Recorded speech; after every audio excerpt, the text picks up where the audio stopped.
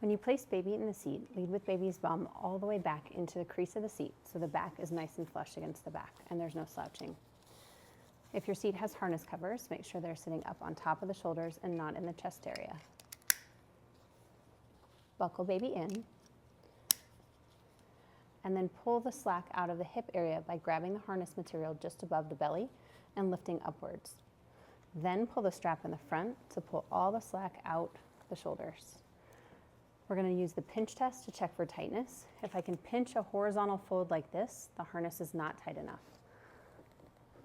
Now you'll notice my fingers are slipping off when I try to make a horizontal fold at the collarbone. Last, I'll slide the chest clip up so that it sits right across the sternum, even with baby's armpits. Baby should always be harnessed in the seat regardless of where the seat is, floor, car, or stroller if you have a seat that can be removed from the vehicle. Don't make the common mistake of loosening or removing the harness thinking you're making it more comfortable. You're actually making it very dangerous for baby. A loose or unsecured harness can allow baby to slip into a position where that airway is not protected. So anytime baby's in the seat, they're harnessed just like they're in a moving vehicle. Side-to-side movement of a newborn's head is not a safety concern, contrary to what everybody thinks because they sell so many products to put in and around the head area. Only use the products that came with your car seat and make sure you follow the instructions for how to properly use them with your seat. Inside the seat, we want 1 or 2 thin layers on baby, no thick puffy snowsuits, down jackets, no fluffy stuff. Any additional layers for warmth or swaddling goes over the properly secured harness. You can tuck that around baby, make a burrito out of baby, just do it over the properly secured harness. This position is optimized for crash protection, not for heart rate and oxygen levels. So we want to limit baby's time in the seat to no more than 90 minutes to 2 hours at the very most, regardless of where the seat is.